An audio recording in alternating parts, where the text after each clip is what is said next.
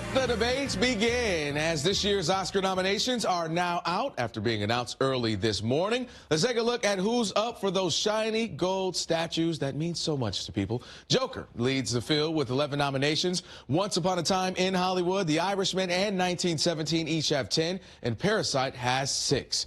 The nominees for Best Pictures are Once Upon a Time in Hollywood, The Irishman, Parasite, 1917, Marriage Story, Jojo Rabbit, Joker, Little Women, and Ford vs. Ferrari. And up for Best Actress in a Leading Role are Renee Zellweger in Judy, Charlize Theron in Bombshell, Scarlett Johansson in Marriage Story, and Saoirse Ronan in Little Women. Also Cynthia Erivo in Harriet. Up for Best Actor in a Leading Role, Joaquin Phoenix in Joker, Adam Driver in Marriage Story, Leonardo DiCaprio in Once Upon a Time in Hollywood, Antonio Banderas in Pain and Glory, and Jonathan Pryce in The Two Popes. And up for Best Directors are Martin Scorsese for The Irishman, Quentin Tarantino for Once Upon a Time in Hollywood, Bong Joon-ho for Parasite, and Sam Mendes for 1917, and also Todd Phillips for Joker. For Best Actor in a Supporting Role, Brad Pitt in Once Upon a Time in Hollywood, Al Pacino in The Irishman, Joe Pesci in The Irishman, Tom Hanks in A Beautiful Day in the Neighborhood, and Anthony Hopkins in The Two Popes. For Best Actress in a Supporting Role, Laura Dern in Marriage Story, Margot Robbie in Bombshell, Florence Pugh in Little Women, Scarlett Johansson in Jojo Rabbit, Kathy Bates in Richard Jewell. And the 92nd Academy Awards are on Sunday, February 9th, and once again, there will not be a host. Just a quick shout out to the Academy for next year. I don't have any plans, so look, February 2021, hire me. It only makes sense, right? And joining us now to discuss this morning's Academy Award nominations is Tim Cogshell, from film critic, of course, and a commentator for FilmWeek on KPCC, NPR, and Rotten Tomatoes. So happy to have you here because you know I lean on you this time every year. All right, so we got to start it while we were just talking about it a moment ago. Biggest snubs, you say who? Well, you know, some folks might say that Clint Eastwood did not get a nomination, nor his movie, Richard Jewell, this year. Yes. I don't think that's a snub, actually. It's a good picture, but it probably isn't an Academy Award nominatable picture. And besides that, Martin Scorsese is in that slot. Us came out earlier this year. This was a nomination season for films that came out late in the year. It was this year, you're right.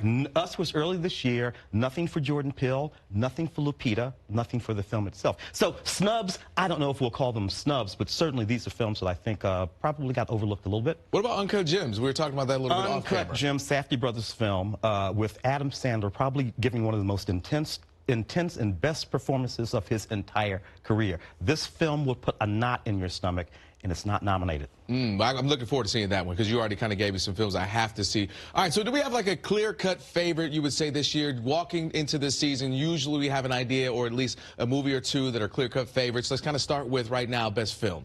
Best Picture, look, clear-cut favorite. The answer to that question is actually no, not really. Now, if forced to pick, I'm thinking that the momentum at the moment is with 1917. Just took home a Golden Globe Award, Critics' Choice. 1917 is a wonderful picture. Sam Mendes directing this movie. Second, perhaps bringing up the middle, Quentin Tarantino, Once Upon a Time in Hollywood. Now, a long shot, Parasite. Bong Joon-ho's film, a Korean language film, nominated both for Best Picture and Best International Picture. That worries me because it's nominated in that second category. You kind of pick one or the other. You might not go with that one. Not that it's not deserving. One, I'm hearing a lot of people, if you're going trending what's on Twitter right now, a lot of issues with Joker. People are calling it this year's Green Book.